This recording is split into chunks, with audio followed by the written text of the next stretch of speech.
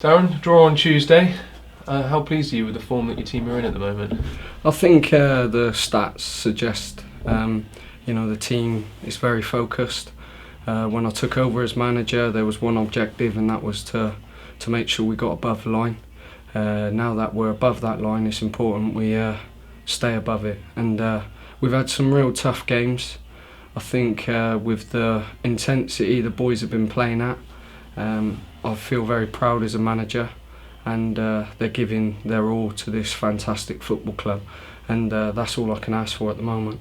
Do you think it says quite a lot about the form your team are in that Luton almost matched you up on Tuesday with their tactics? It's a credit to the way you're playing, I guess. Yeah, it is. I mean, with the strength and depth that they've got in the squad, to find players like Mikael Smith out wide when he's a fantastic player to match us up just shows the quality that we've got in the squad and what problems that we're causing the opposition. And every manager so far have been very complimentary towards me and the team, and it speaks volumes of what we're trying to achieve at this football club.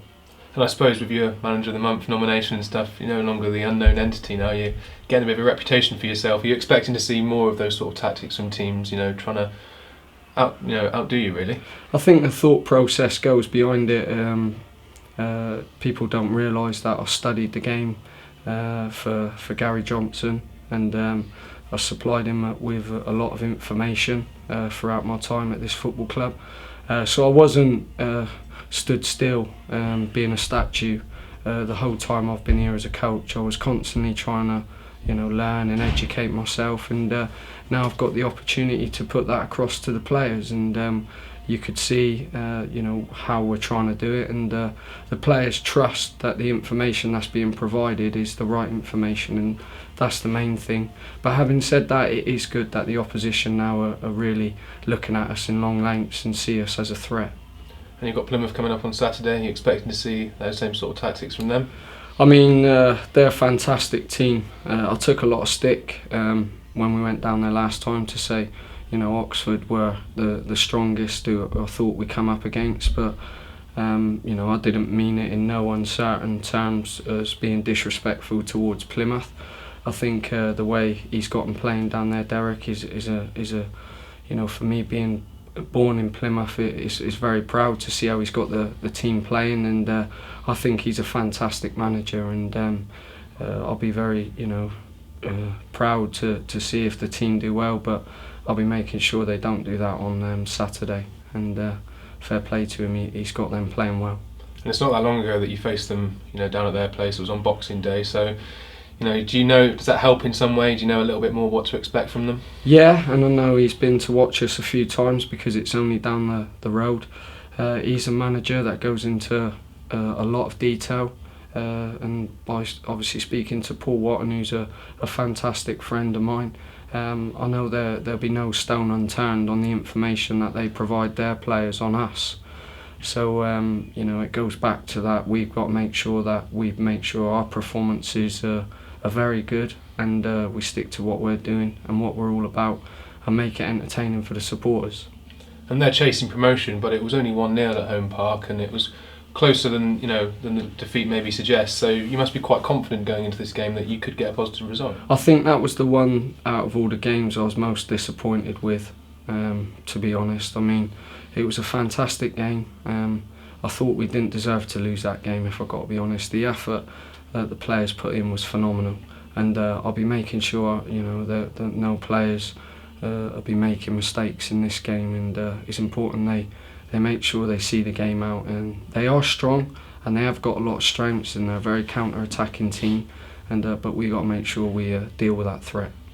And it's obviously a Southwest derby as well. I think Plymouth have sold out the away end, so is it going to be an extra special atmosphere at Hewish Park? Yeah, it's the support since I've taken over as manager is fantastic, and I keep saying it's a fantastic football club, and I know Plymouth will be turning up in their droves because they've got a great support that follow them up and down the country, and me being a Plymouthian, I'll be making sure that I'll be doing my best to send them home unhappy on the day, because I've got half of my family here, so I'll make sure I send them home unhappy as well.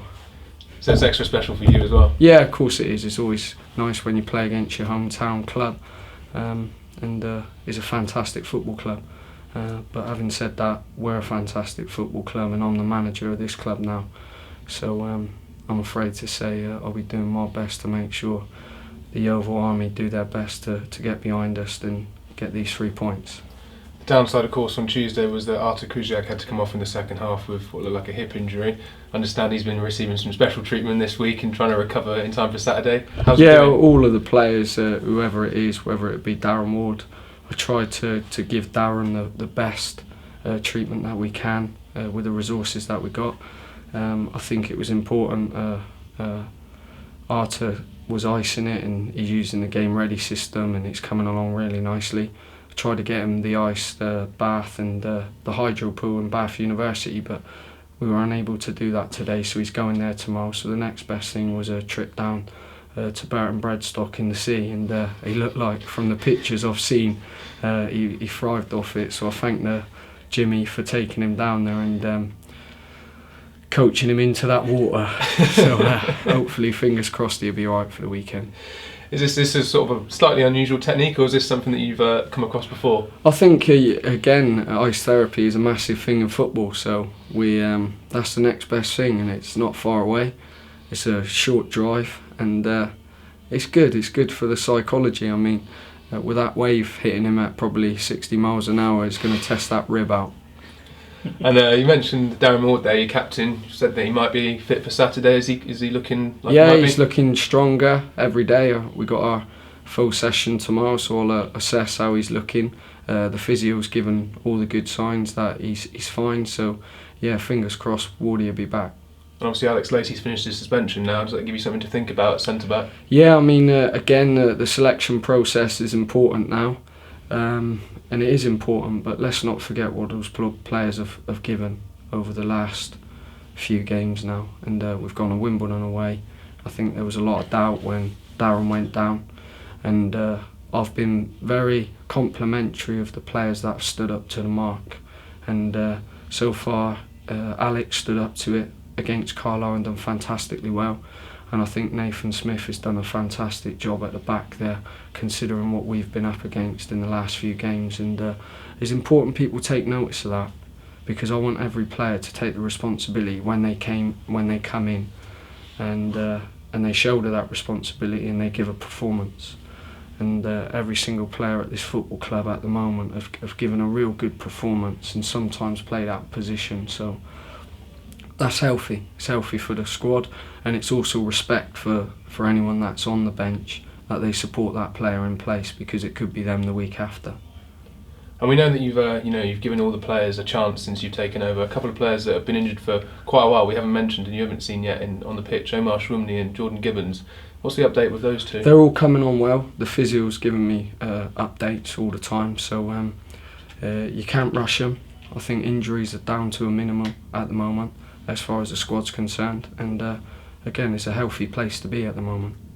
Is there any sort of time limit on them, or we just don't know? No, I don't want to go into too much detail with that. I mean, I don't want to rush the players neither. They've had major surgery, so like Simon Gillett, they'll be back when they're ready, and they'll be giving everything to the football club while they're not playing, and that's in and around the town, that's around the marquee, and that's around the ground on a match day. And again, you spoke about players who aren't getting maybe as much game time that they should be wanting to. We saw Iffy Allen, Sean Jeffers and Mark Beck all leave the club before transfer deadline day. Does that open up some space in your squad now for when the loan window opens to maybe bring somebody in? Yeah, I think so, but there's also a thought process why Sean's gone out. It wasn't, it don't take a genius to work it out. The only thing he was lacking was goals. So hopefully he can go out for that month, score some goals, and then come back and have a real, even bigger boost on the squad. If he, with Cornick coming back, and obviously with Darren Ward and Alex Lacey, I can't afford to, at a club like this, and have people sat in the stands. And Mark Beck too often had to sit in the stands, and that's not healthy for him. It's not healthy for the football club, and it's not healthy for his family. And it's important when players are in that position, they get game time. And I couldn't promise any of them game time with the quality that we got coming back into the team. Yeah, I guess sort of Iffy Allen and Mark Beck probably didn't come as much of a surprise to the fans because they hadn't had the game time. But Sean Jeffers did pretty much start. I think he started 9 of your 11 games in charge, so that was perhaps somewhat more surprising to see him go out. Yeah, it is. But on the flip side of that, it's not like he's gone for good. He's gone for a month's worth of games, and other players are waiting their chance. I mean, Ryan Berg, Tavon Campbell, Harry Cornett, they're all good players, and I think at a club like this you can't afford to have players that are in the stands. I'm not saying he would have been in the stands, but there's an opportunity that I could have players sat in the stands, and I don't want that at a football club like this. I want everyone competing for a place and on a match day knowing they're getting game time. Right. Cheers, Darren. So it's taken over, the whole philosophy of the whole place has changed. Do you feel the fans are now buying into your way of thinking? I think it's a big question. It's a question that's asked quite often. I've seen a few supporters now say they're starting to trust what the team's doing, what I'm doing as a manager, and it's quite interesting really, because I think nowadays, sometimes you get a next door neighbour and you'll be lucky if you've actually got a relationship with your next door neighbour, and sometimes you can't please everyone. And what sort of summed it up, I was just on the way back from the gym, and there was a little boy on his scooter trying to cross the road, and I stopped the car, and there must have been 7 or 8 cars on the opposite side just drove past.